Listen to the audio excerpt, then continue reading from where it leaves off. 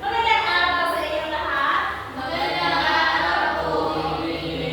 Handa na ba kayo sa tatalakayin natin sa araw nito? Yes po.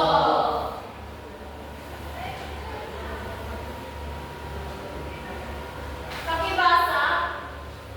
Matutukoy ang mga hudyat na salita na nagpapakita ng ugnayang sanhi at bunga sa teksto. May paliliwanag ang ugnayan ng sanhi at bunga ng mga pangyayari mula sa binasang balita. Makabuo ang sarili ng halimbawa sa sanhi at bunga mula sa mga napapanahong isyu at ang pangungusap ng sanhi at bunga. Ngayon ay bago tayo dumako sa ating tatalakayin sa araw na ito ay may handa ako gawain para sa inyo. Maaari bang kumuha muna kayo ng isang buong papel at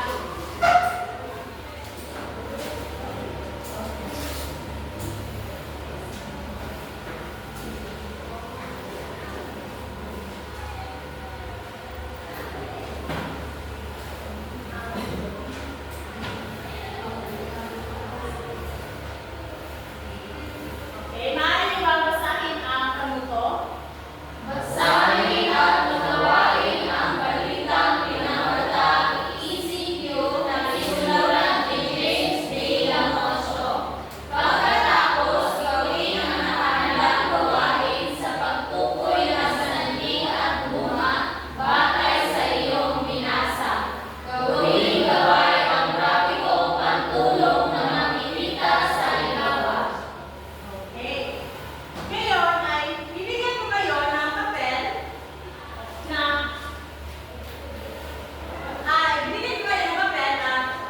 bibigyan ko lamang kayo ng isang minuto upang basahin ito at isang minuto naman para sagutan ang gawain na inihanda ko para sa inyo. Third, pagpasa sa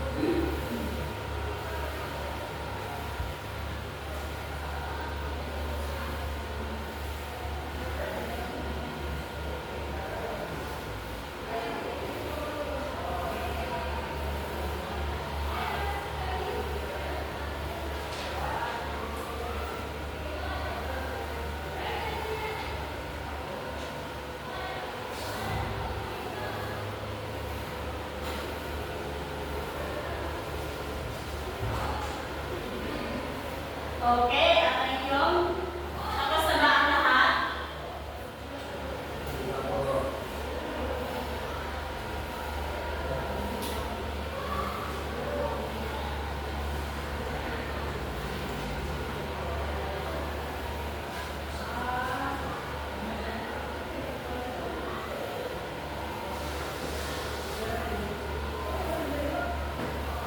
Maaari din na ipasa ang inyong papel sa harapan. At narito, tapos na isang minuto na.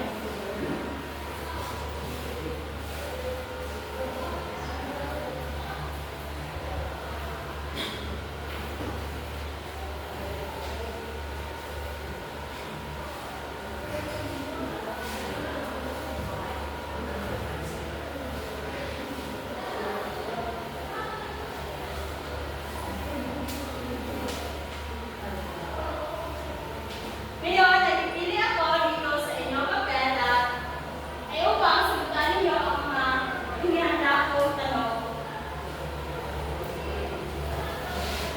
Binibining Mataranas, maaari mo bang sagutan ang unang katanungan?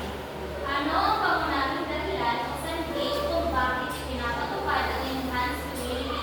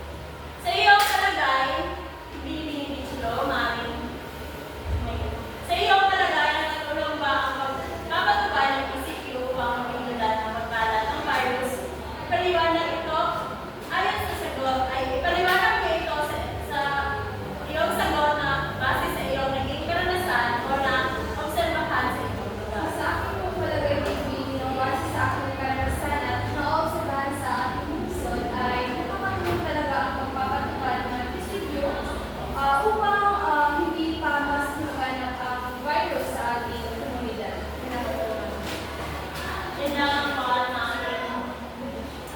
Ayon sa ating talakayan. Ngayon nandito, malalaman natin kung ano ang hulugan ng sanhi at bunga. Ang sanhi ito ay ang pinagmulan o dahilan ng isang pangyayari. Ang sanhi ay maaaring ito ay sa tao, bagay, karanasan o kaganapan sa isang sitwasyon. Ang bunga naman, ito naman ang epekto o resulta ng isang pangyayari. Ang bunga ito ay maaaring magresulta ng positibo o negatibo.